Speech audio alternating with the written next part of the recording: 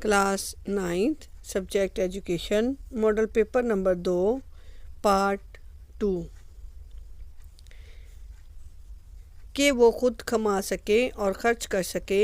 نصاب تعلیم میں سرمایہ دارانہ نظام زندگی کی حمایت اور مغربی جمہوریت کا فلسفہ کا پرچار ہوتا ہے۔ سوال نمبر 5، نظریہ حیات سے کیا مراد ہے؟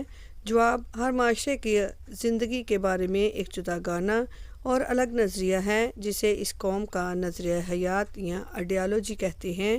قومی تعلیم اور نظام تعلیم اسی نظریہ حیات سے جنم لیتے ہیں۔ سوال نمبر 6، ثقافتی ورثہ کی بے جا تقلید کے 2 نقصانات تحریر کیجیے۔ جواب، نمبر 1، ثقافتی ورثے کے بے جا تقلید سے بعض اوقات غلط رسومات معاشرے میں رواج پا جاتی ہیں، جسے ہندو معاشرے میں خاوند کے مرنے کے بعد عورت کا ستی ہونا۔ نمبر 2، ثقافتی ورثے کی بے جا تقلید معاشرتی ترقی میں رکاوٹ کا باعث ہوتی ہیں۔ اگر آباء و اجداد کی ثقافت کو بغیر تبدیل کیے ہی آگے چلایا جائے تو انسان کبھی بھی جنگل اور غار کے دور سے آگے نہیں جا سکتا۔ سوال نمبر 8، علم التعلیم کی اہمیت کی 2 وجوہات بیان کیجیے۔ جواب، نمبر 1، علم التعلیم وہ مضمون ہے جس کی مدد سے ہم تعلیم کے مقاصد، نصاب، طریقہ ہائے تدریس، جائزہ، استاد اور شاگرد کے تعلقات، مدرسہ اور معاشرے کے تعلقات کے علاوہ نصابی اور ہم نصابی سرگرمیوں کو زیر بحث لاتے ہیں تاکہ فرد اور معاشرے کی اصلاح کر سکیں۔ نمبر 2، علم التعلیم انفرادی، قومی اور بین الاقوامی رویوں سے متعلق معلومات کے حصول میں ہمارا معاون ہے۔ علم التعلیم تعلیم کی نظریاتی، نفسیاتی، معاشرتی اور معاشی بنیادوں کو سمجھنے اور ان میں مثبت تبدیلیاں لانے میں ہماری مدد کرتا ہے۔ سوال نمبر 8، تعلیم کا جدید تصور کیا ہے؟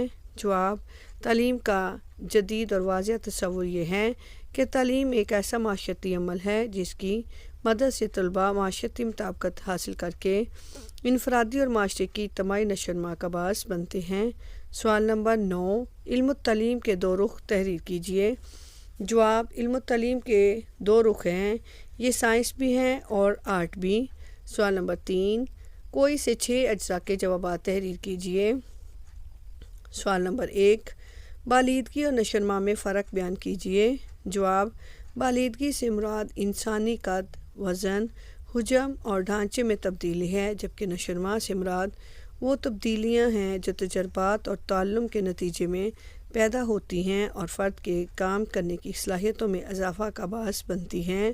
سوال نمبر 2، طفولیت کی وضاحت کیجیے۔ جواب، طفولیت کا دور 2 سال سے 6 سال تک رہتا ہے۔ اس دور میں بچہ اپنی ضروریات کی تکمیل کے سلسلے میں دوسروں پر انحصار کرتا ہے۔ اسے اپنی خوراک، لباس، صحت اور صفائی کے معاملات میں دوسروں کا محتاج ہونا پڑتا ہے۔ اس دور میں بہت سے کاموں پر بچہ قدرت حاصل کر لیتا ہے اور بہت سے نئے دوست بناتا ہے۔ اس دور میں وہ جذبوں سے بھی آگاہ ہوتا ہے۔ سوال نمبر 3، شیخوارگی میں بچے کی لسانی نشو و نما کیسے ہوتی ہے؟ جواب، عمر کے اس دور میں بچہ سنی ہوئی آوازوں کو دہرانے لگتا ہے، بے معنی اور مہمل آوازیں نکالنا شروع کر دیتا ہے۔